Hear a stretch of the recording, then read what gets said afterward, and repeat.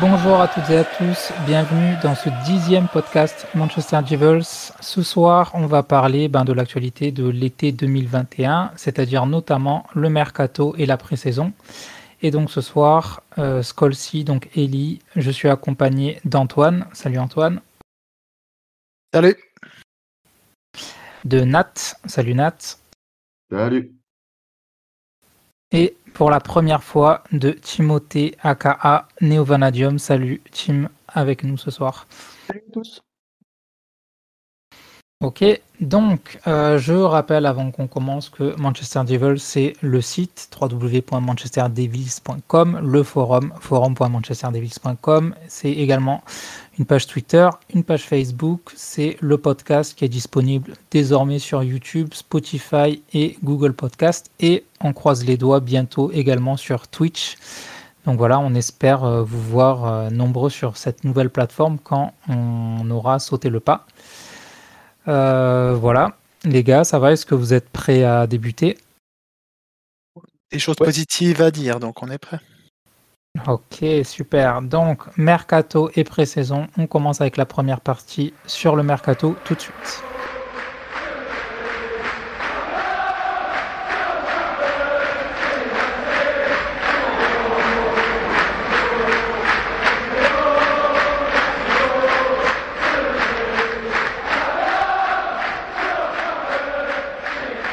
Première question, on va commencer par ce mercato 2021-2022 sur le plan des arrivées.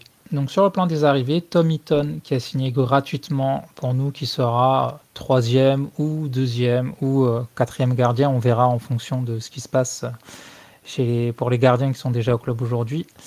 Sancho qui nous a rejoint en provenance de Dortmund pour 85 millions d'euros pour l'instant hors bonus, et Raphaël Varane qui n'a pas encore été complètement officialisé, mais voilà, c'est une question d'heures ou de jours normalement avant qu'on ait la petite news qui va bien sur le site officiel.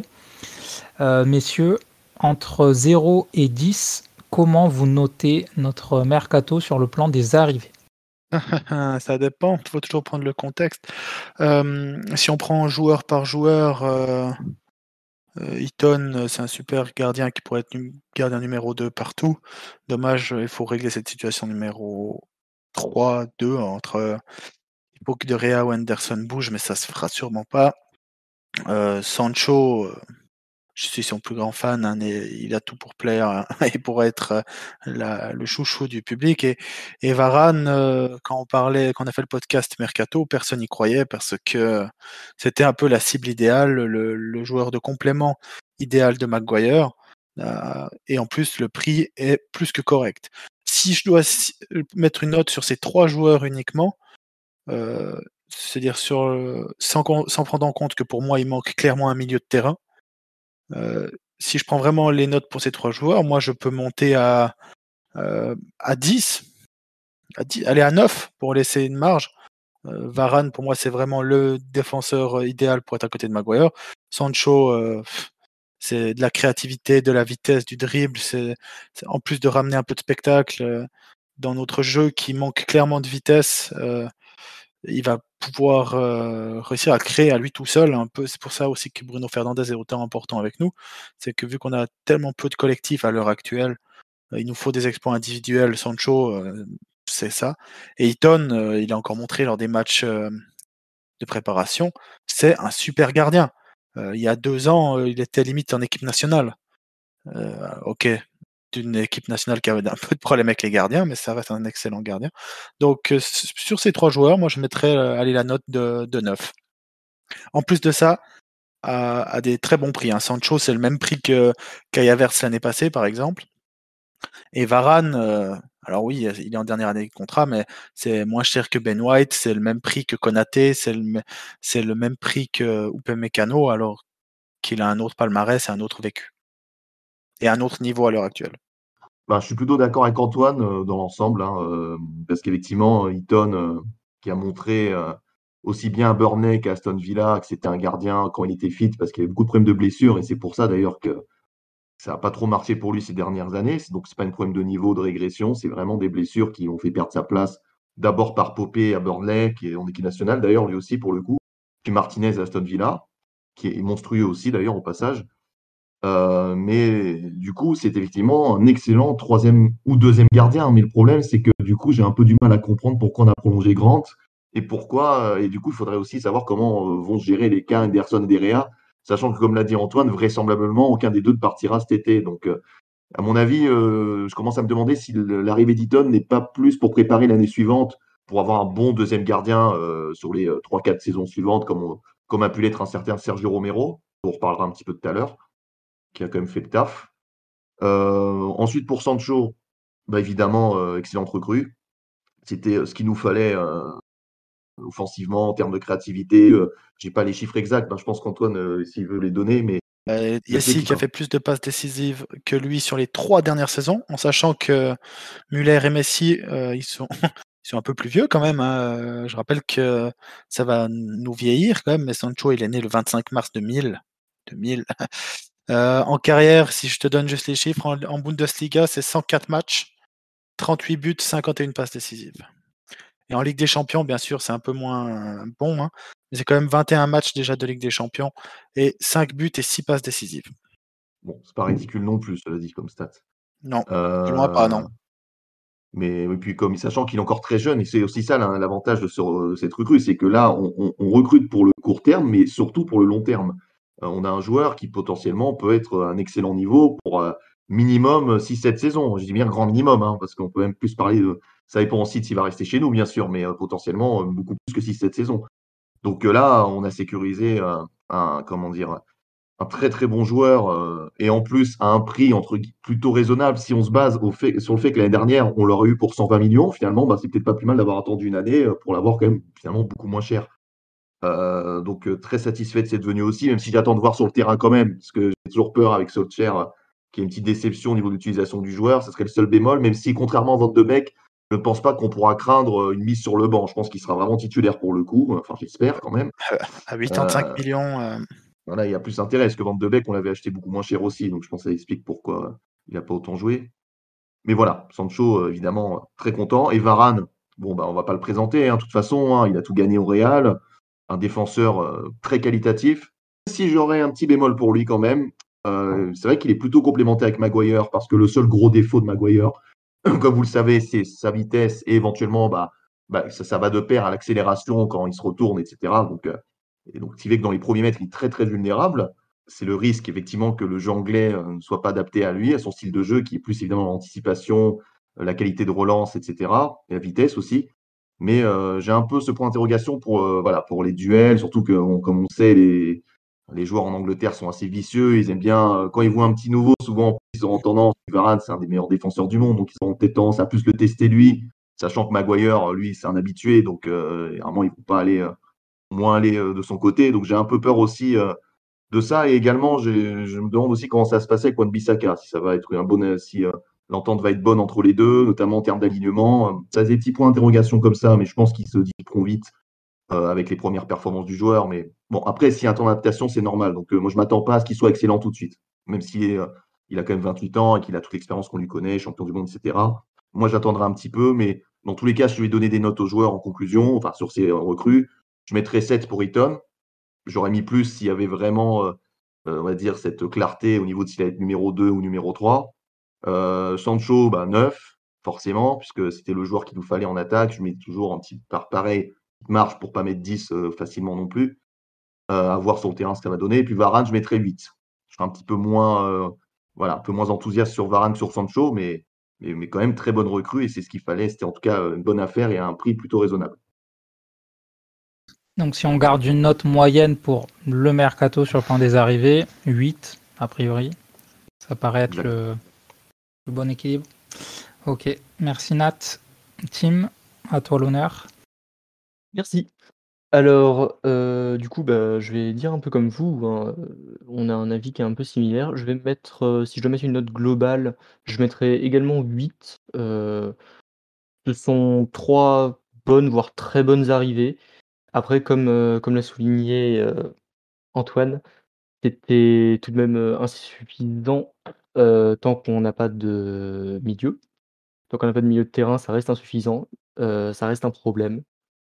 Quand même, au niveau du recrutement, c'est d'excellente qualité et ça nous change quand même de l'été dernier.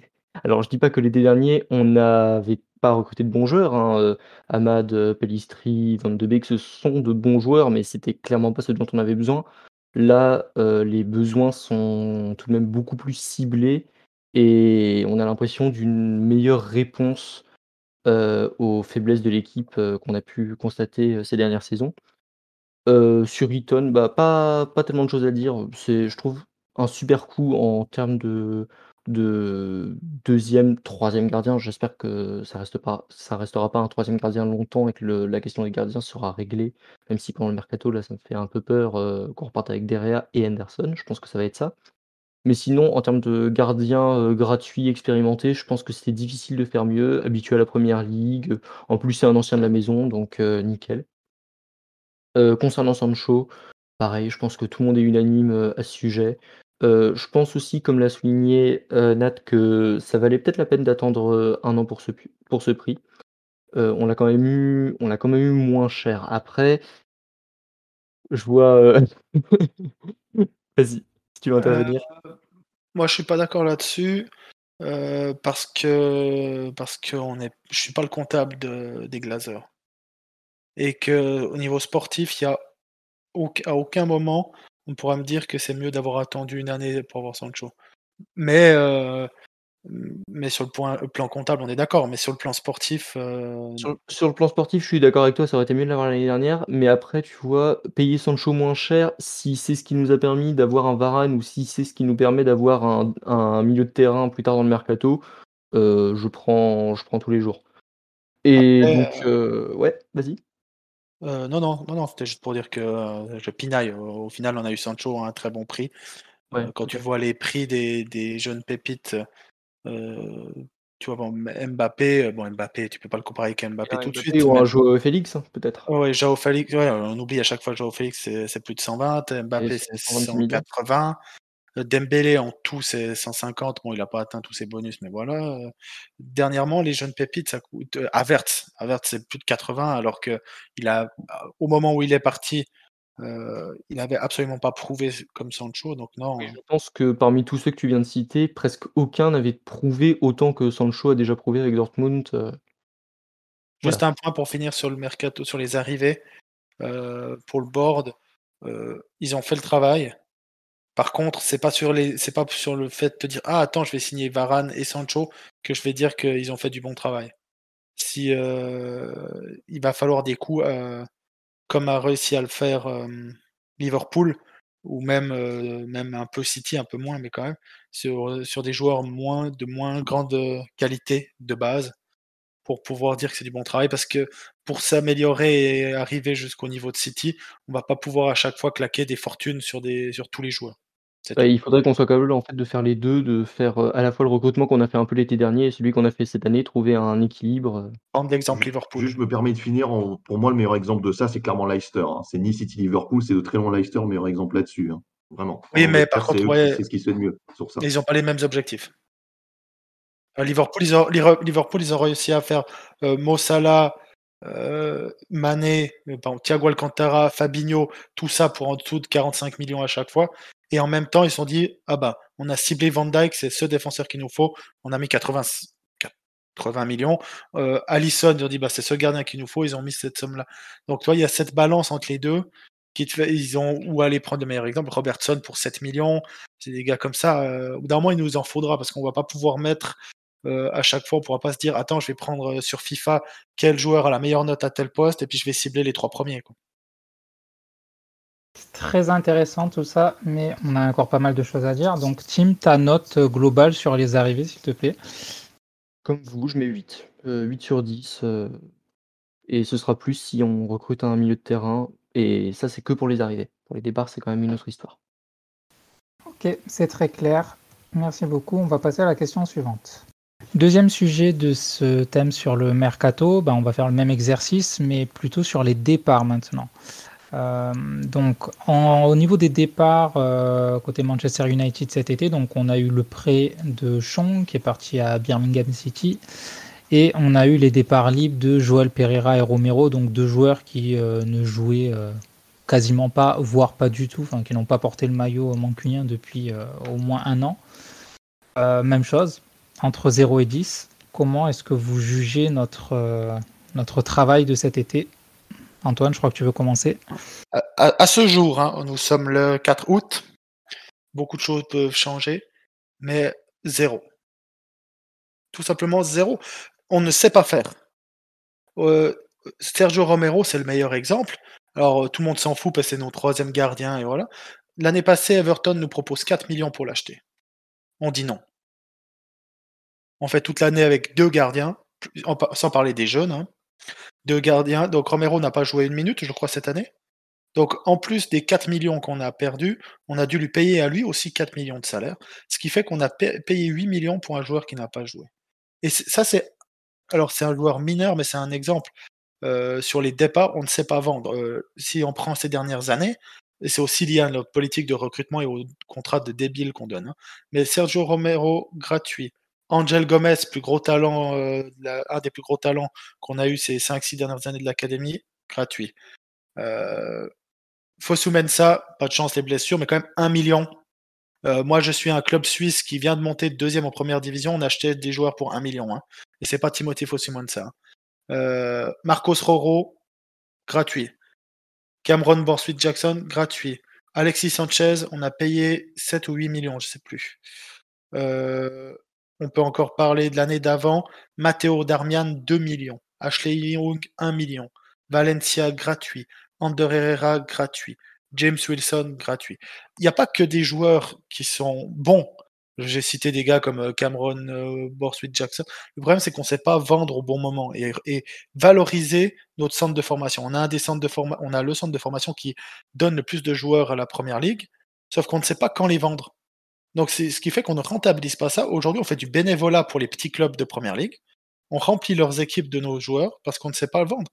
Et si vous allez regarder les départs de Liverpool et Chelsea, qui sont les plus forts pour ça, Chelsea, chaque année, ils vendent pour 10 à 15 millions pour des joueurs dont vous n'avez jamais entendu parler. Et ça, nous, on n'arrive pas à le faire. Si je prends les dernières années, donc pour le moment, on a 0 cette année de vente. L'année passée, on a vendu 19 millions en tout. Merci aux 15 millions de Chris Smalling. L'année d'avant, si j'enlève Romelu Lukaku, qu'on a quand même réussi à vendre à perte dans un monde de football qui est en pleine inflation, c'est une performance assez inouïe, hein. Si j'enlève Romelu Lukaku, l'année d'avant, on vend pour 6 millions. Et l'année d'avant, 30, parce qu'on vend très bien Sam Johnson, 8 millions, qui était une super perte, et Daley Blind, qu'on avait aussi très bien vendu, 16 millions. Mais bref, c'est-à-dire qu'on ne sait pas vendre, et si on prend plus particulièrement cette année, Pogba à voir, mais on risque de le perdre gratos l'année prochaine, parce qu'on va réussir à perdre 2 fois Pogba gratos, que vous aimiez ou pas le comportement ou le joueur, c'est quand même une sacrée perf. Joel Pereira, on s'en fout. Romero, on le perd gratuit, quelle surprise. Lingard, on risque de le prolonger. Lingard, j'adore le comportement du joueur et tout, mais ça fait 5 ans qu'il est là, vraiment. Il a fait 6 bons mois, même pas un bon mois où il a cartonné, c'était près du Boxing Day il y a 3 ou 4 ans. Sinon, ça n'a jamais marché. On aurait pu le rentabiliser cette année, sauf qu'on en demande 30 millions pour un joueur à qui il reste 1 année de contrat. C'est démesuré. Et tu regardes avec West Ham, il t'en propose 15 et tu les prends. Et c'est tout.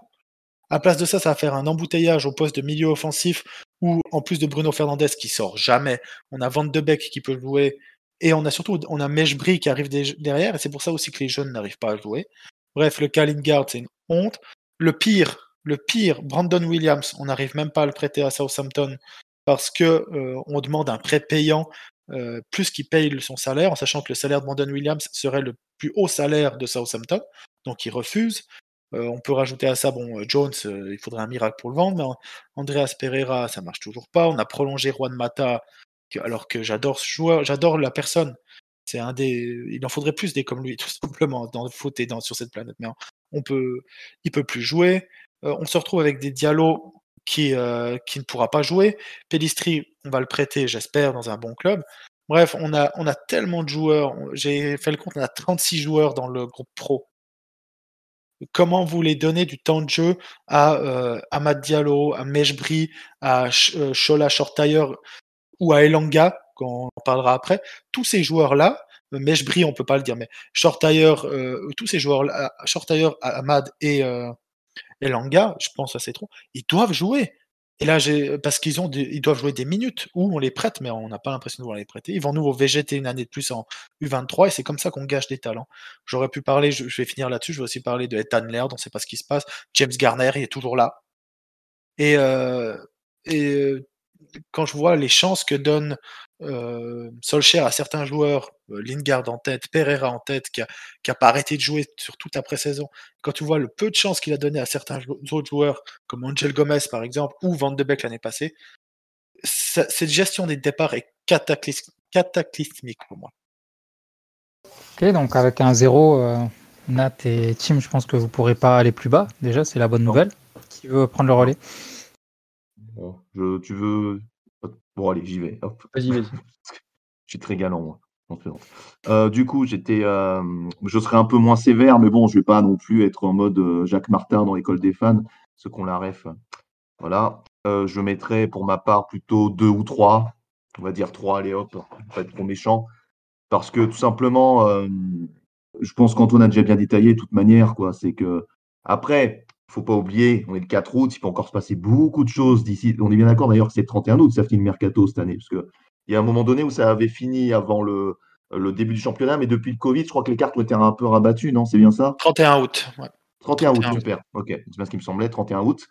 Donc ça nous laisse quand même encore 3 à 4 semaines. Donc il y aura sûrement des choses qui vont se passer. Alors peut-être pas autant qu'on le voudrait, mais que si je devais commenter les départs, Chong en prêt, c'est logique. En tout cas, il n'a de toute façon pas du tout sa place en équipe première. Et j'irais même plus loin, parce que là, ce que n'a pas dit Antoine, mais je pense qu'il n'en pense pas moins, c'est que pour moi, Chong devrait même être vendu. Ça serait pareil, tu vois. Enfin, à long terme, pour moi, c'est clair qu'il n'a clairement pas, à moins d'une énorme révélation. Je vois vraiment pas comment il peut s'imposer chez nous. C'est Boucher de chez Boucher.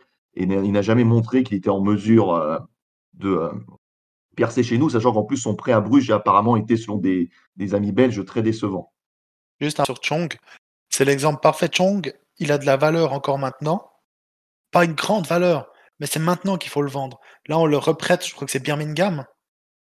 Vous verrez, ça va pas bien se passer en Championship, c'est pas son style de jeu en plus, et il va partir libre. Oui, Et parce que c'est sa dernière année de contrat, Chong. ouais, exactement, et Donc on on est le vendra pas. spécialiste pour ça et on n'arrive pas à valoriser. Mais Chong, de toute façon, moi, sur les matchs que j'ai vus chez nous, alors il est bien drôle, Tahiti Bob, mais pour moi, il a pas le niveau. Ouais, non, clairement pas. Et Birmingham, en plus, qui est une équipe au passage qui va jouer c'est une équipe très ambitieuse qui veut jouer en plus la promotion. Ils ont l'air très sérieux là-dessus, alors que pourtant, ils ont souvent fini dans les derniers en D2 ces derniers temps pour avoir pas mal suivi ce championnat. Donc là, il va être dans une équipe en plus qui aura quand même pas mal la pression, parce qu'il y a beaucoup de moyens qui sont injectés. Il est même pas dans le meilleur environnement. Bref, mais bon, après, j'ai envie de dire, peu importe, puisque de toute façon, il n'est pas voué à jouer un futur chez nous, contrairement à d'autres qu'on a pu citer. Joël Pereira, bon, j'ai no comment, quoi, j'ai rien à dire sur lui. C'est logique qu'il parte, je pense, parce que de toute façon, il y avait vraiment plus de place. Romero, par contre, évidemment, j'allais revenir dessus, mais l'ânerie de ne pas l'avoir vendu l'année dernière, même si c'est que 4-5 millions, ça peut toujours servir. Tu vois vous voyez ce que je veux dire? De toute façon, là, au final, le mec, en plus, on perd plus que 4-5 millions, parce qu'effectivement, on a payé son salaire pour rien. En plus, c'est irrespectueux, je trouve, au passage. Je trouve qu'il y a eu, le club a été irrespectueux vis-à-vis de lui, parce que lui, il voulait se barrer, très apparemment, de ce qu'on avait compris. Il a été un peu retenu de force pour qu'au final, il ne joue même pas en U23. Donc, franchement, par rapport en plus au fier service qu'il nous a rendu, même s'il n'a pas joué beaucoup de matchs, mais il a quand même, quand il fallait être là, il était là. Il est un et même pour moi, l'Argentin qui nous a un peu réconciliés avec tous les autres Argentins qui n'ont pas été très brillants chez nous. Voilà, donc c'était évidemment une erreur. Quant aux rumeurs, Pogba, moi j'aimerais bien qu'il parte cette année aussi, puisque c'est inconcevable qu'on laisse 2 fois gratuitement se barrer. Pour moi, ça serait vraiment. Je n'ai même pas les mots. Si on fait ça, franchement, c'est très difficile à encaisser. Lingard, pareil pour moi, il a 28 ans, bientôt 29. Même s'il a fait une superbe demi-saison et que je salue son mental, pour moi, ce serait plus productif qu'il parte. Et même si c'est que 15-20 millions, on les prend, les 15-20 millions. On n'est pas en mesure de négocier. Si c'est pour le prolonger et qu'au final, après, on puisse plus s'en se débarrasser, entre guillemets, s'il redevient mauvais, comme Jones actuellement, ça ne sert à rien, quoi. Et je pense que c'est beaucoup mieux pour lui aussi qui s'éclate dans une équipe qui mettra moins de pression et où il sera vraiment de leader offensif.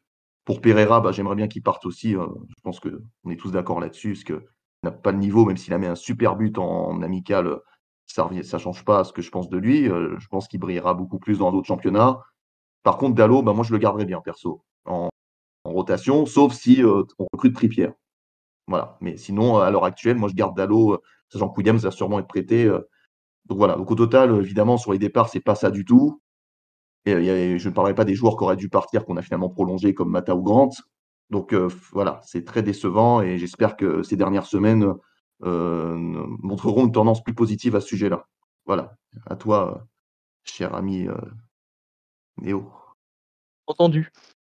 Donc oui, comme l'a souligné Antoine, on a déjà le problème des salaires et on sait pas vendre. On ne sait pas vendre nos joueurs. Effectivement, au niveau des départs, je pense que je vais être aussi radical qu'Antoine, hein. Pour le moment, c'est un zéro. C'est un zéro, il y a rien à sauver. Après, je pense aussi, un point que je crois pas vous ayez souligné pour le moment. Alors, c'est pas valable pour tout et le problème est plus profond que ça, mais en partie, on paye, parfois le recrutement des années précédentes. Quand on cite des joueurs comme Sanchez ou Darmian, bon, voilà, on a du mal à les vendre, mais en même temps, que ce soit nous ou un autre club, mais un autre club aurait sans doute réussi à en tirer quelques millions et ne pas payer pour Sanchez, ça c'était presque une aberration.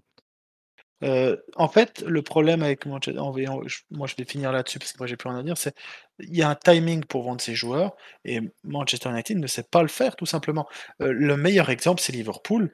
Liverpool, l'argent qu'ils ont tiré pour Jordan Ibe, Brewster, leurs jeunes qui ont vendu 30 millions.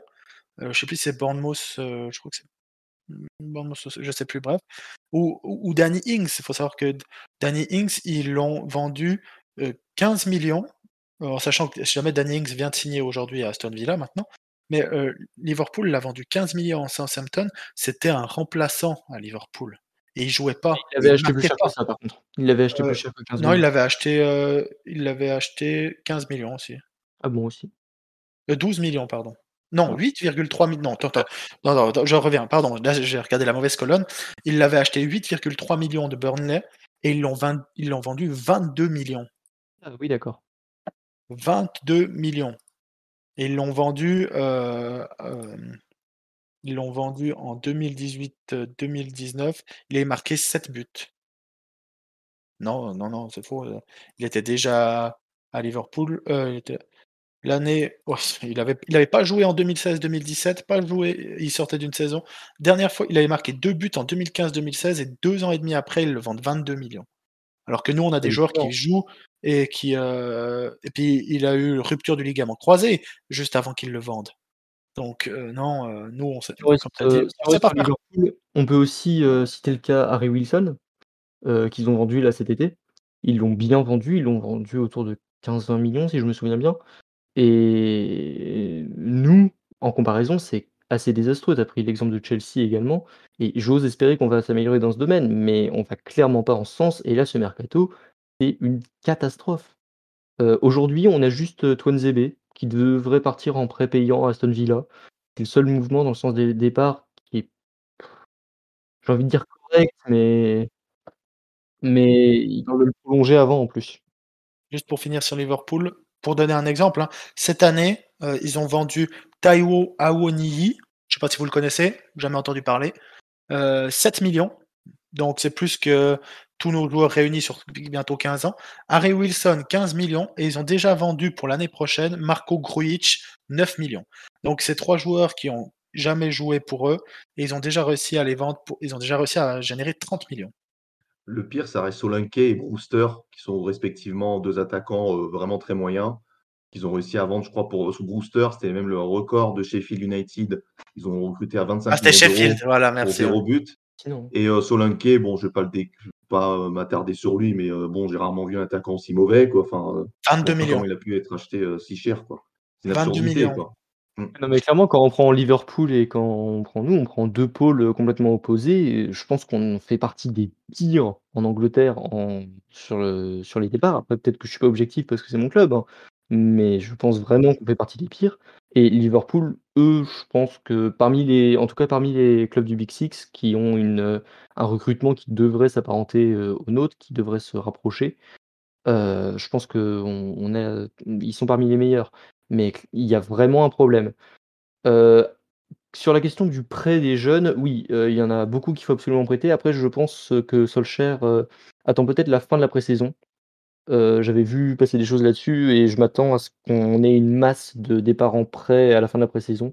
Je voyais notamment sur le cas Elanga, bon, qui est un cas un petit peu particulier parce qu'il est vraiment très bon, qu'il voulait voir toute la pré-saison pour voir si on allait le garder ou pas. Bon, pour moi, il faut clairement l'envoyer au prêt parce que, qu'il joue 500 à 600 minutes avec nous ou alors qu'il en joue 3000, dans une équipe, il se développera bien davantage en jouant 3000 minutes, et en revenant, même s'il est déjà très bon, hein, et c'est juste on a trop de joueurs en attaque, on a trop de joueurs partout de toute façon. C'est le problème. On doit vendre et on ne vend pas et pour le mercato, c'est presque un miracle qu'on arrive à investir autant, heu, alors qu'on n'a rien vendu et qu'on sort d'une saison, covid, où c'était évidemment plus compliqué. Donc là, pour le coup, je m'attendais clairement pas à ce qu'on investisse autant et qu'on fasse, par exemple, 2 gros coups comme Sancho et Varane et peut-être, d'autres coups derrière. Je m'attendais clairement pas à ça. Après, il faut savoir que les clubs anglais sont beaucoup moins touchés. En général, on a quand même une certaine réserve, donc c'est pas si étonnant que ça. On est loin d'une situation à la FC Barcelone, par exemple, qui là, eux, ils sont pour le coup dans la Mais eux, mouise jusqu'au ça cou. date pas du covid. Oui, voilà, mais ça s'est aggravé avec le Covid.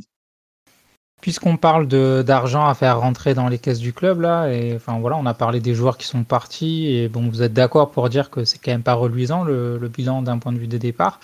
On parle pas mal de Pogba, par exemple, au Paris Saint-Germain. On peut espérer vendre un peu plus de 5 ou 10 millions d'euros, hein, normalement, si on s'en sort pas trop mal. C'est quoi votre avis sur le sujet? Enfin, il vaudrait mieux le garder, il vaudrait mieux justement faire cash out maintenant, et puis voilà, enfin, perdre notre numéro 6. C'est quoi votre point de vue? Faut le vendre. Faut le vendre. C'est un joueur. C'est quoi la somme qui te paraît acceptable, par exemple, Antoine? Toi, tu dis qu'il faut le vendre, faudrait le vendre combien? Sachant que c'est à Paris qu'on le vend, c'est pas non plus à, Oui, mais je sais pas, à Brest, hein.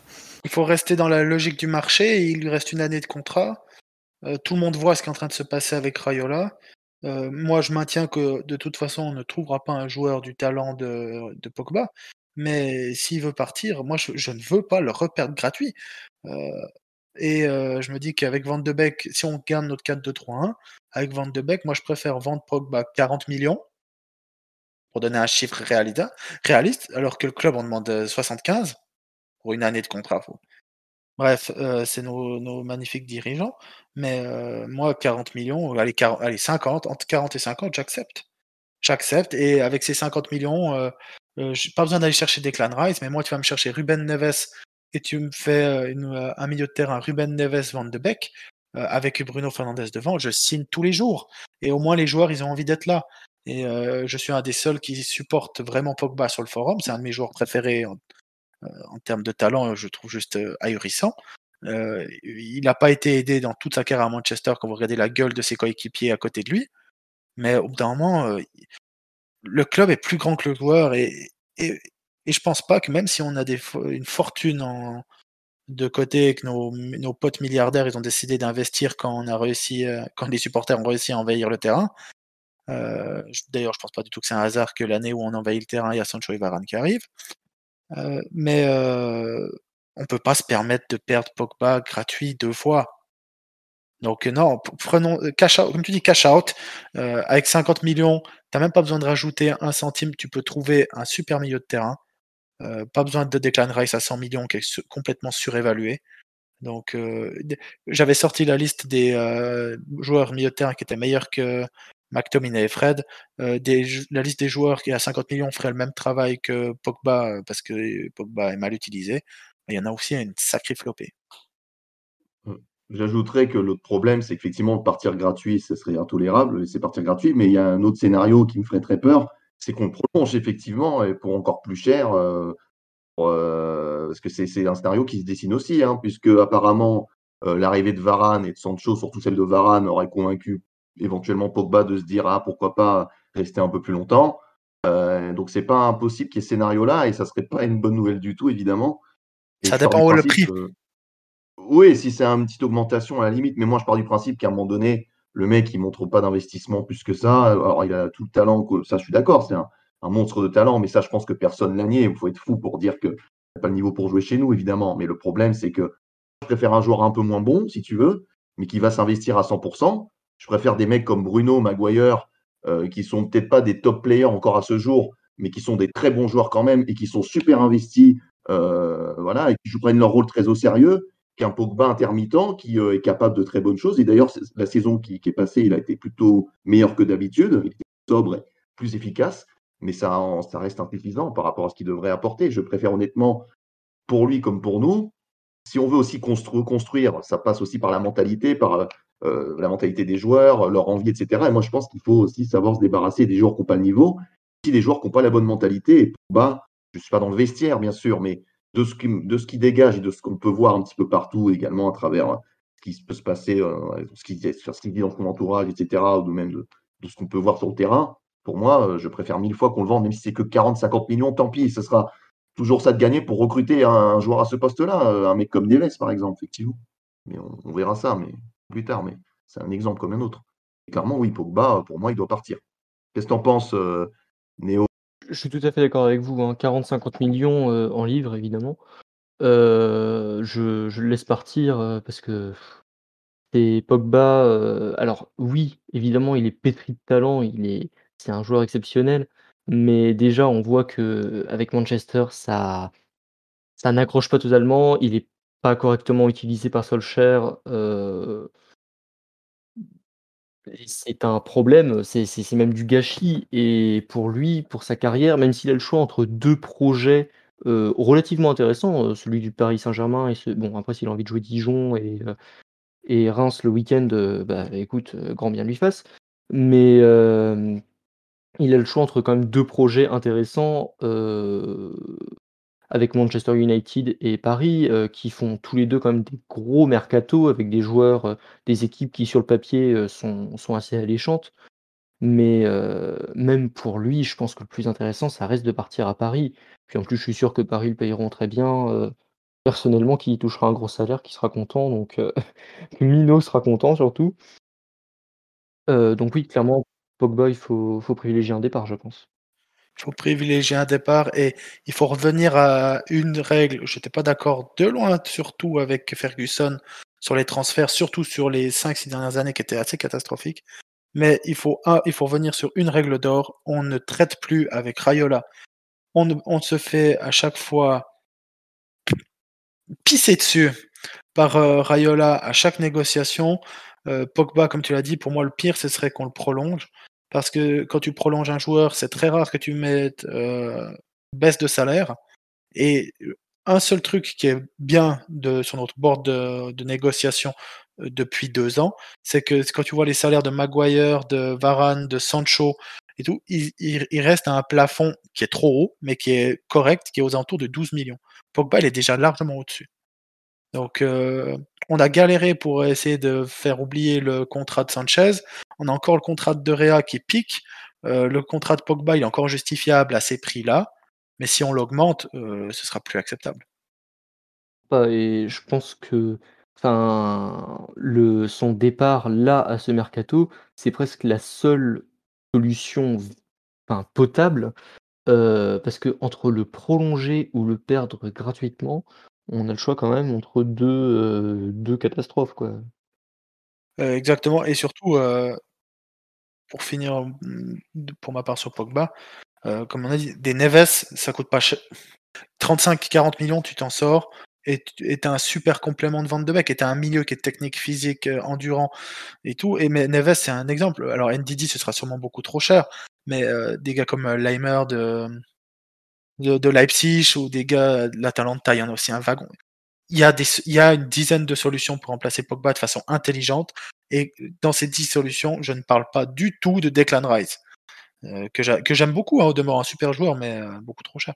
Donc j'espère juste que le club va réfléchir comme ça, il va pas se dire je veux pas du tout qu'on reparte sur une année comme on a vécu maintenant. Merci à tous les trois. La question finale pour conclure ce sujet mercato. Et vous avez 1 minute chacun. une arrivée et un départ pour finir le mercato et vraiment passer des notes que vous avez données à des notes qui sont bien meilleures que ça.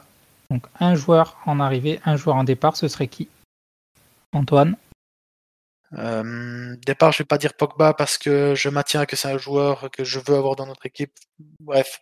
Donc dans le départ, je vais mettre David De Gea pour environ 25-30 millions. Quand je dis De Gea, c'est pas de préférence que ce soit Anderson De Gea, mais je veux absolument pas ces deux gardiens. C'est du gâchis énorme. On a encore Tomiton derrière, donc ça fait le boulot. J'aurais pu dire Lingard que je veux qu'il parte, j'aurais pu dire Pogba, bref, mais il me faut un gardien. Pour moi, c'est la priorité. Et une arrivée, bien sûr, c'est au milieu de terrain. Tout dépend du budget. J'adore Marcos Llorente qui joue un peu tous les postes à l'Atlético. Ce sera trop cher. Il y a des bons joueurs à aller chercher, des Zakaria qui coûteront pas trop cher. Mais pour moi, la meilleure solution qui joue déjà en première ligue et qui veut partir et son club veut vendre, c'est Ruben Neves. Qu'on fonce sur lui et qu'on mette Van de Beek au milieu qui a l'air s'être vachement épaissi. Et comme ça, on sera paré pour gagner ce titre. Un point. Super, merci Antoine. Nat, tu veux enchaîner? Alors pour ma part, pour le départ, en fin de compte, effectivement, il y a plein de joueurs qui devraient partir. Moi, je choisirais Lingard, pas parce qu'il est le plus mauvais, parce qu'il y a des gens encore plus mauvais que lui qui doivent partir aussi, hein, parce que je sais que c'est un des seuls qu'on peut tirer à un prix très intéressant, c'est-à-dire, en l'occurrence, pourquoi pas autour de 15-20 millions, et c'est quand même un prix qui est quand même non négligeable. Donc déjà, et puis encore une fois, ça lui permettrait aussi de s'épanouir, parce que c'est toujours bien de voir des anciens quand même du club formés à la maison réussir. C'est toujours un plaisir de voir ça. C'est pour le côté humain, bien sûr. Et enfin, même il y en a plein d'autres qui pourraient partir, évidemment, et que je préfère voir partir avant, mais Lingard, pour moi, doit partir cette année, et ça serait en plus pour un prix intéressant. Et pour l'arrivée, bien sûr, Ruben Neves, tout simplement, et il n'y aura pas d'autre nom qui viendra, tout simplement parce que c'est, comme l'a dit Antoine, habitué de la Première Ligue, il va vraisemblablement partir. Le club peut le vendre à un prix qui n'est pas trop horrible par rapport à un Rice ou un Ndidi, qui sont très intéressants aussi. Donc je prendrais Neves pour 35-40 et je serais très content. Voilà. Alors pour ma part, bon sur Neves, on est tous d'accord. Moi aussi, c'est si je veux voir arriver quelqu'un, c'est Neves. Il a clairement le profil qu'on recherche, qualité technique, il sait presser, au niveau des passes, c'est très bien, il a de l'agressivité, il a le bon âge. Il est très jeune encore Neves, c'est un excellent point également. Bref, ce serait vraiment la recrue parfaite et pour une question d'équilibre, si Neves arrive, je préfère que Pogba parte. Je mettrais Pogba en départ. Déjà, on se débarrasse de Raiola une bonne fois pour toutes, je veux plus le voir, en lien avec notre club. Donc, je pense que Pogba, c'est de David De Gea, Lingard et lui, c'est celui dont on peut tirer le meilleur prix. En plus, De Gea, je pense qu'on n'arrivera jamais à le prendre et Lingard, entre un Lingard et un Pogba, c'est peut-être que ça va étonner certains, mais je préfère garder Lingard que Pogba. Lingard, c'est un joueur qui n'a jamais fait de vagues, qui au pire jouera pas énormément et bon, voilà, je lui souhaite de partir également, mais si je dois faire un choix entre les 2, bah, désolé Lingard, mais je préfère voir partir Pogba et on touche, l'argent suffisant pour recruter Neves et ce serait parfait. Et ça conclura donc notre première partie sur le mercato. Merci à tous les trois et on se retrouve juste après pour la suite.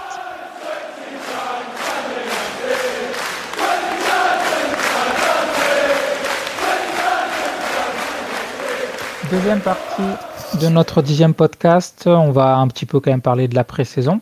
Donc que ce soit les matchs qui ont eu lieu jusqu'ici, donc les 3 amicaux contre Derby, Queen Park Rangers ou Brentford, ou la préparation de façon générale, les camps d'entraînement à Surrey, Saint-Andrews, les joueurs qui reviennent petit à petit, etc. Tim, qu'est-ce que tu as pensé de cette pré-saison là 2021-2022? Alors sur les matchs, je vais surtout laisser Antoine développer, parce que je n'en ai pas vu beaucoup. Après, la seule chose que j'ai retenue, c'est vraiment Elanga qui sort du lot et c'est assez enthousiasmant pour la suite, on verra. Après, sinon la pré-saison, je suis très sceptique pour le moment.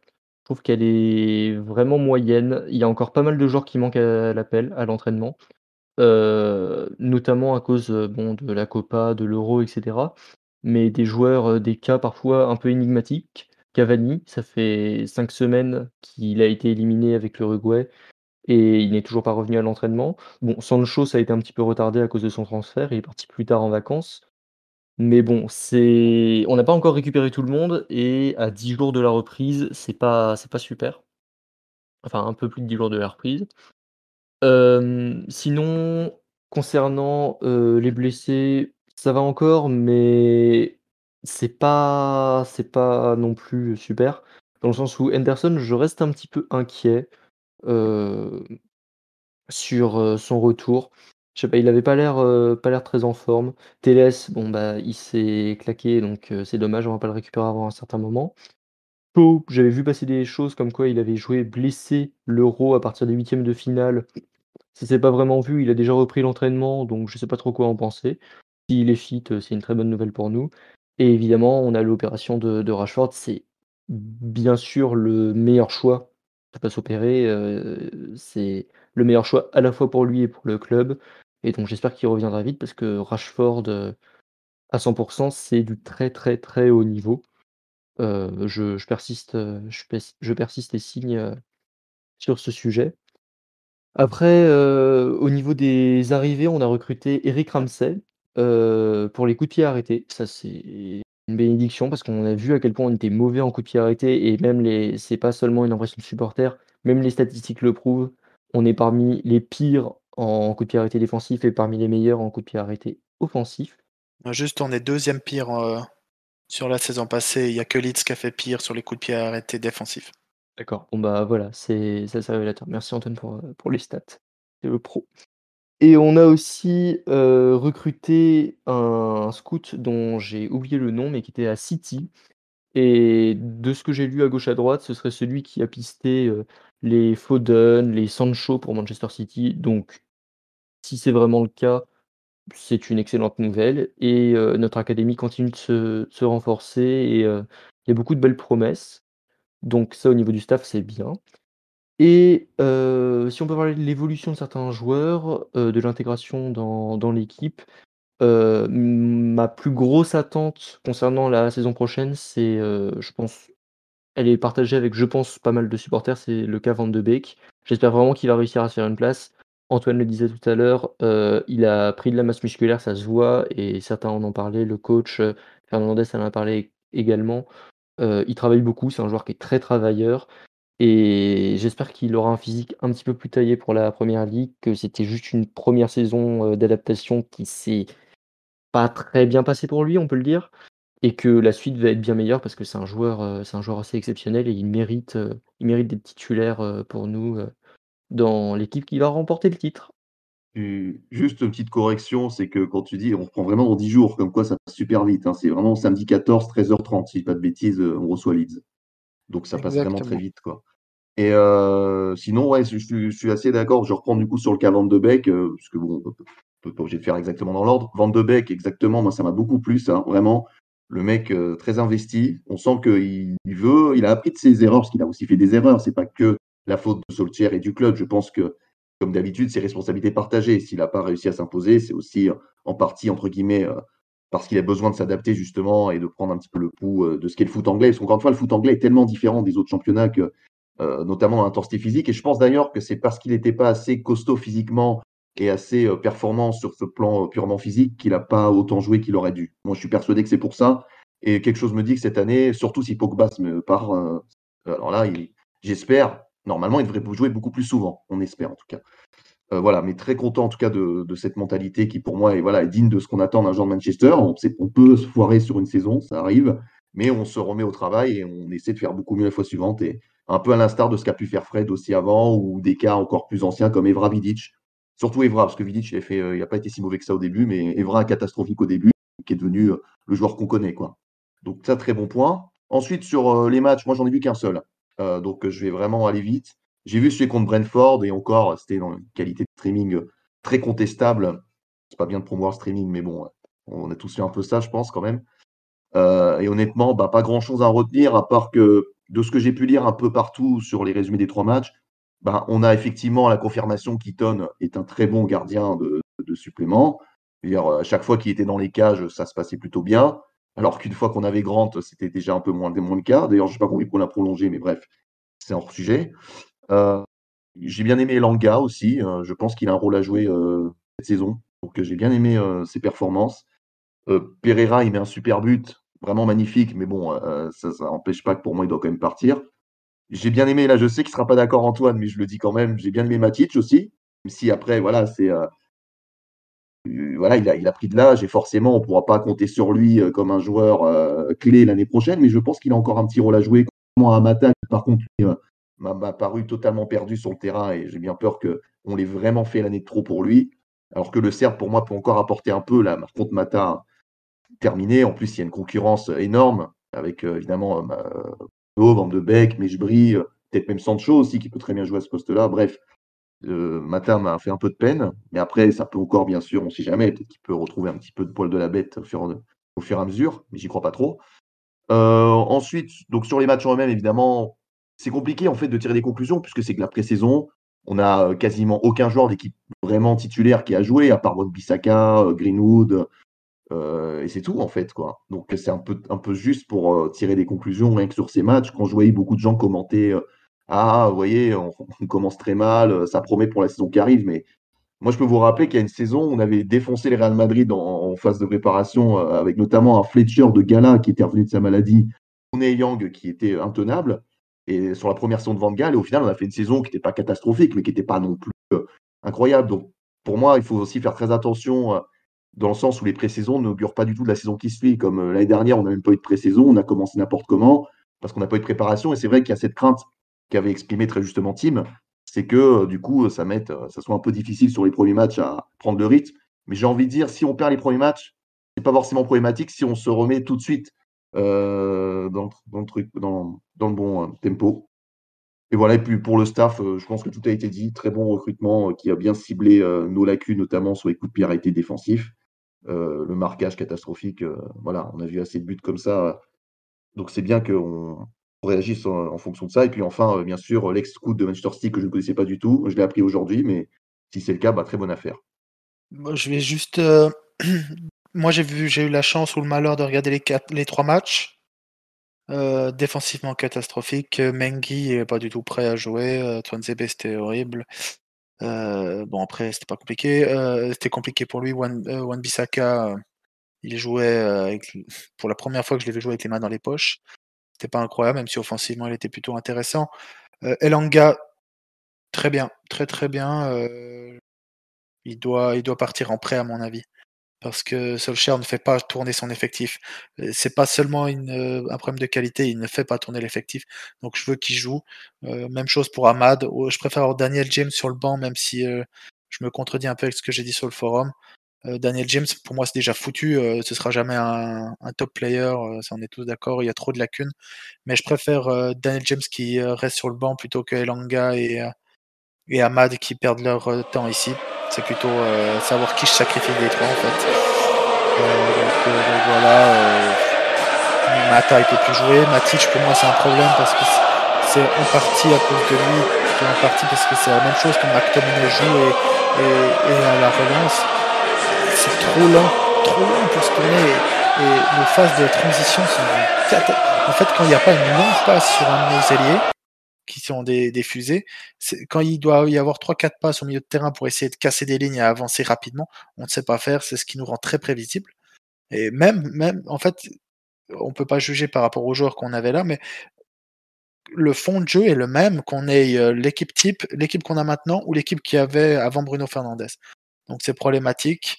Moi je suis plutôt inquiet parce que à 10 jours de la fin de la préparation, à 10 jours du début du championnat, même pas, à 9 jours maintenant. Sancho ne s'est pas entraîné, il recommence vendredi. Cavani ne s'est pas entraîné, Pogba a recommencé aujourd'hui. Dean Anderson n'a pas encore commencé. Varane n'a pas encore commencé, je ne sais pas si je l'ai déjà dit. Maguire a commencé cette semaine, Shaw a commencé cette semaine, Bruno Fernandes a commencé fin de semaine passée. Ça, c'est tous des joueurs qui devraient être titulaires. Rashford n'est pas là, Martial a recommencé cette semaine, ça fait 15 ans qu'il n'a pas joué au foot. Donc moi, ça me fait peur, surtout que on commence avec un calendrier qui est plus ou moins assez facile entre guillemets, sauf que c'est des équipes qui, eux, seront prêtes. Hein. On va jouer Leeds, ça va être une Leeds au niveau préparation, c'est Bielsa, voilà. Après, on joue Southampton qui avait très très bien commencé le championnat. les Wolves et Newcastle sur les 4 premiers matchs. À savoir aussi que c'est la troisième début de saison de Solskjaer. Et les 2 premiers étaient catastrophiques à notre niveau. Où en 2019, on avait fait sur les 4 premiers matchs, donc le premier mois de compétition, 1 victoire, 2 nuls et 1 défaite. La seule victoire, c'était le 4-0 contre Chelsea, qui était un trompe-l'œil magnifique. Et l'année passée, on avait fait 2 victoires, 2 défaites, en sachant qu'il y a ce penalty à la 97e minute qui nous sauve bien. Mais c'est-à-dire que sur les 2 dernières années, les 2 premiers mois, on avait perdu 7 points et 6 points, ce qui est énorme sur un premier mois, en sachant que là, on peut pas se permettre ça, parce que je me permets juste, pour finir là-dessus, de vous donner notre magnifique mois d'octobre, qui arrivera après donc après ces 4 matchs. On jouera West Ham, Aston Villa, qui sont déjà pas des matchs faciles. Et après ça, c'est-à-dire qu'on va jouer à la suite, hein. Aston Villa, Everton, Leicester, Liverpool, Tottenham, Manchester City. On a une petite pause avec Watford, Chelsea et Arsenal. Et tout ça, on joue entre le 25 septembre et le 30 novembre. C'est-à-dire que si on commence mal, si on perd deux des matchs entre Leeds, Southampton, les Wolves, Newcastle, c'est-à-dire on va vers une saison très compliquée. Et si on fait les cons sur ce début de saison, et qu'on ait de la peine ou qu'on fasse des résultats mitigés, ce qui serait totalement normal vu le calendrier qui vient, Solskjaer, pour moi, il peut sauter à Noël. Donc attention, on a quand même des joueurs qui sont pas prêts, qui ne sont pas encore entraînés, pas de cohésion d'équipe actuellement. On a eu une saison de l'année passée, la fin de saison était compliquée. Je ne vais pas tirer la sonnette d'alarme alors que le championnat n'a pas commencé, mais attention. Et sinon, très content des recrutements, surtout de Eric Ramsey, le scout, je ne connais pas, je peux pas vous le dire. Et très content des échos sur Van de Beek. Pour moi, Van de Beek doit prendre la place de Pogba, parce que je pense qu'il va partir, et surtout doit prendre la place de soit Fred, soit McTominay, plutôt McTominay qui irait sur le banc, à mon avis, vu que Fred est plus mobile et peut plus facilement jouer seul en sentinelle devant la défense. Mais il doit intégrer les titulaires et le milieu de terrain. Ok, donc merci les gars. Donc vous êtes assez mitigés sur la préparation et ça va me permettre de faire la transition entre ce que vous avez dit et la suite. Alors Tim, je sais pas si vous l'avez entendu ou pas, mais Tim disait tout à l'heure qu'on allait terminer champion à la fin de la saison. Bon, c'était pour la blague, hein, je suppose, ou pas. Hein, d'ailleurs, c'est ce qu'on va voir. Par rapport, du coup, on a Sancho et Varane. Ben alors justement, par rapport aux autres équipes de Première Ligue qui ont fait leur recrutement, qui ont fait leur préparation, etc., peut-être avec les mêmes problèmes que nous ou pas, comment est-ce que vous voyez la saison 2021-2022 ? Est-ce que on va faire mieux que la saison passée ? On avait fini avec 74 points à 12 points de City, mais assez confortablement devant Liverpool, Chelsea, Leicester, etc. Est-ce qu'on a ce qu'il faut pour aller jouer le titre ? Est-ce que déjà on devrait se contenter de prendre une deuxième, troisième place, jouer le top 4 et la première place paraît être une marche trop haute dès maintenant ? Comment vous voyez les choses par rapport à cette saison qui arrive ? Juste un point, l'année passée on finit quand même deuxième, mais on finit qu'avec 9 points d'avance sur le sixième. Hein. On finit qu'avec 5 points d'avance sur Liverpool qui a joué, on va pas revenir 25 fois, mais qui a eu une hécatombe de blessés. Donc Chelsea a eu un changement de coach depuis, voilà. Leicester qui s'est nouveau écroulé à la fin parce que ils ont eux aussi une hécatombe de blessés avec leurs 2 latéraux qui ont eu les ligaments, ils ont eu Maddison, bref. Une hécatombe de blessés, nous on a eu énormément de chance, je dirais, sur les blessures, surtout vu comme on a tiré sur la corde. Donc on n'a pas tant de marge que ça. Est-ce qu'on s'est renforcé ? Oui, largement. Largement, Varane à la place de Lindelof, bref, c'est énorme. Et Sancho à la place de Greenwood à droite, même si Greenwood, il doit jouer en pointe, mais on s'est largement renforcé. Le problème, c'est est-ce qu'on s'est assez renforcé ? Et moi, je suis désolé, non. Notre défense, c'est une des meilleures défenses d'Europe sur le papier. Je prends les 4, hein. 4 défenseurs, Shaw, Varane, Maguire et Wan-Bissaka, mais elle n'est pas meilleure que celle que Manchester City. De ce qu'on a vu l'année passée. Elle n'est pas meilleure que celle de Liverpool qu'on a vu il y a 2 ans, pas les fantômes qu'on a vu l'année passée où la moitié manquait.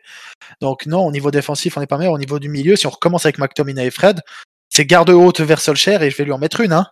parce que on peut plus se permettre de jouer avec McTominay et Fred. On a un des milieux de terrain avec ces deux-là qui était le plus faible très largement du Big Six. Et en attaque, Sancho était un énorme renfort.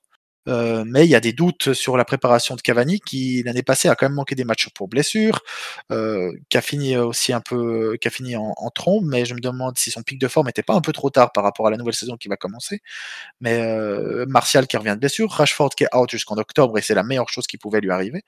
Donc c'est compliqué. Chelsea qui est en train de faire le forcing et d'après les dernières rumeurs fiables, Lukaku, ça sent très bon pour eux. Ça fait quand même une énorme recrue en sachant qu'ils avaient le plus d'expected goal l'année passée et que Werner a vendangé pour 15 attaquants. Leicester, c'est encore renforcé, donc ça va être compliqué. Liverpool, c'est pas renforcé, mais c'est pas n'a pas perdu en valeur. Manchester City, à ce jour, ils sont en train de finaliser le transfert de Grealish qui devrait être annoncé dans les prochaines heures ou les prochains jours. Donc, en gros, est-ce que c'est mieux d'avoir Grealish pour Manchester City ou Sancho pour United? Pour moi, c'est deux transferts qui s'annulent dans le niveau des valeurs. C'est deux joueurs que j'estime à peu près au même niveau, même si Grealish est plus vieux et a peut-être moins de marge que Sancho, mais peut-être plus avancé au niveau physique actuellement. Bref, ça s'annule. Et Tottenham, je ne vais pas parler de Kane parce que je pense qu'il va rester à Tottenham parce que faire plier Levy, c'est un miracle. Donc non, attention, je suis très optimiste sur nos signatures. Je pense que c'est pas assez. Et pour moi, on peut très bien finir 2, comme on peut finir 5. Et si on finit 5, Solskjaer doit dégager. Vous savez que j'aime pas Solskjaer en tant que coach, même si je suis convaincu que en termes de recrutement, il est très bon. Mais on a un effectif, on a un des plus bels effectifs au monde, il faut le dire, on est dans le top 7-8 des meilleurs effectifs au monde. Mais aujourd'hui, ce qui nous fait douter, c'est qu'on regarde face à nous Chelsea, Liverpool et Manchester City, on a des effectifs qui sont comparables, mais il y a un monde d'écart à l'heure actuelle au niveau du coaching. Donc, allez, je vais être optimiste et je vais dire 3e et une FA Cup. Merci Antoine. Nat, Tim, votre avis là-dessus? Je suis encore une fois assez d'accord avec Antoine, donc je vais essayer d'être très bref.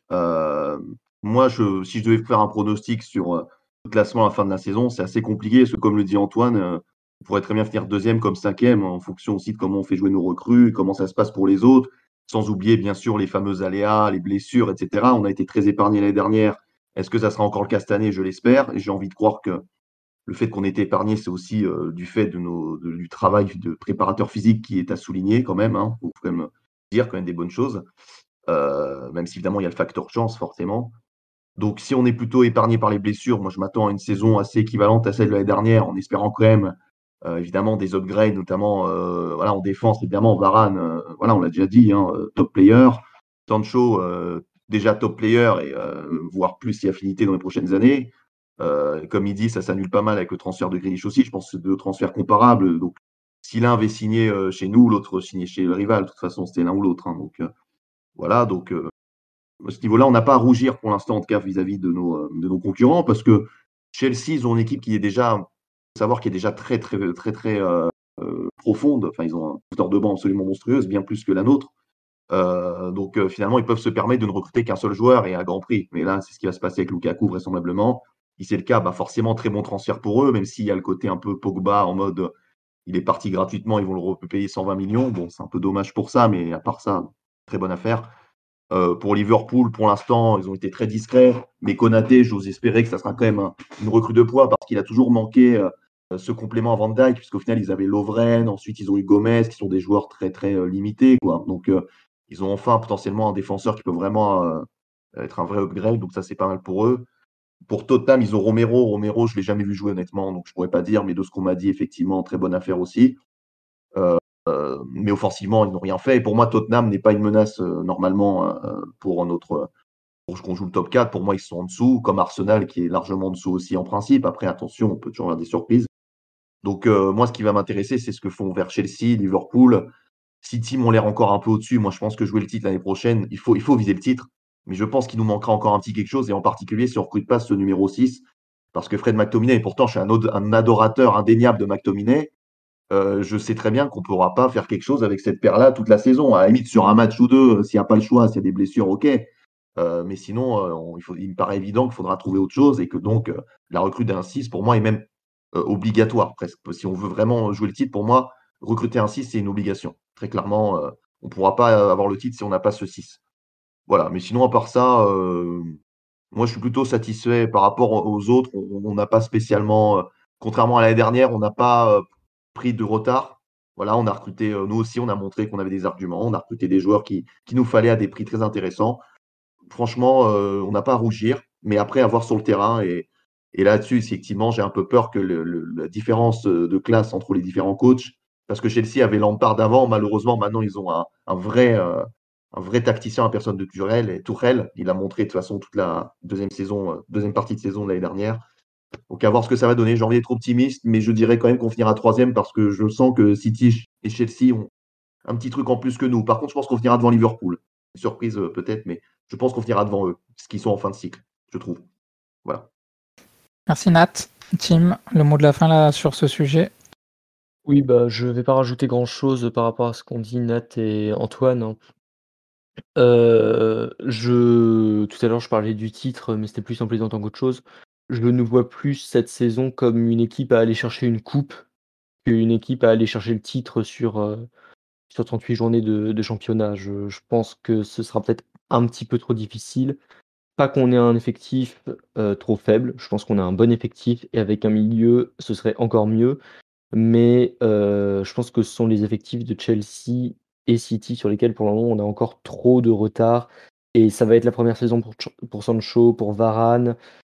Voilà, c'est le titre, ça me paraît juste. Après, on n'est jamais à l'abri d'une bonne surprise et l'année dernière, on en était loin, mais on avait quand même fait quelque chose. Je pense que sur le forum, on était tous plutôt agréablement surpris de notre saison en championnat, et j'insiste bien en championnat, par rapport, aux joueurs, qu'on avait, notamment au milieu de terrain, la paire, Mac-Fred, même si, j'adore McTominay, hein, mais la paire avec Fred, c'est clairement pas ça et je pense que ce sont 2 joueurs, qui n'ont pas leur place en tant que titulaires dans une équipe, qui prétend pour le titre ou en tout cas, comme l'a dit Nat, pas les 2 en même temps, surtout pas les 2 en même temps. Voilà, non, le titre, ça me paraît juste. Une coupe, je pense que c'est franchement accessible et qu'on en est capable. Voilà. Juste, je pense le mot de la fin, c'est que on a fait un bon boulot, on s'est renforcé, mais pas assez, tout simplement. Et les équipes autour de nous, malheureusement, aujourd'hui, par rapport à l'époque Ferguson, faut aussi le dire, ils ont autant de moyens que nous ou presque. Et ben, nous, vous avez vu, on a acheté Sancho, Varane, on était contents.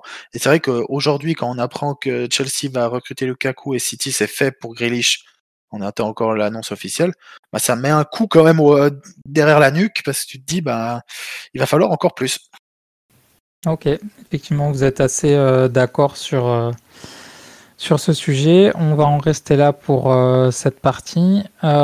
Juste en conclusion, avant qu'on rende l'antenne, quelqu'un veut dire un mot sur les maillots, les nouveaux maillots pour cette saison? Vous aimez pas? Vous êtes en adoration? Vous avez les yeux qui saignent? Je sais pas, dites-moi. Moyen, franchement très moyen. J'aime bien les couleurs, mais par contre, franchement, le sponsor, c'est très bête, c'est esthétique. Au final, moi, je m'en fiche un peu, mais le sponsor, je trouve que c'est pas sérieux, quoi. Je suis désolé, mais j'ai du mal à. Je sais pas, il y a un truc qui, pour moi, n'est pas. Ça passe pas trop, quoi. Mais par contre, le deuxième maillot est pas mal, je trouve. Mais bon, déjà, moi, ça me fait bizarre parce que j'utilise l'application de cette société tous les jours au travail. Donc, ça me fait un peu bizarre parce que c'est exactement le même logo que j'ai sur mon bureau. Voilà, mais le deuxième, je trouve vraiment sympa, mais le premier, j'ai vraiment l'impression que celui qui l'a fait était un débutant, première année d'école de graphisme. Ou un gros C'est flemmard. Ou un gros Ouais, flemmard, tout simplement. un maillot rouge, le logo à gauche, le logo Adidas à droite, les 3 bandes comme il y a sur tous les t-shirts Adidas depuis leur création, et puis le logo en blanc. Non, mais moi, il m'aurait fallu 4 minutes pour faire ça, hein, et pourtant je suis nul. Donc non, le premier, j'ai acheté le maillot de Sancho, je l'ai pris le deuxième, hein, pas le premier.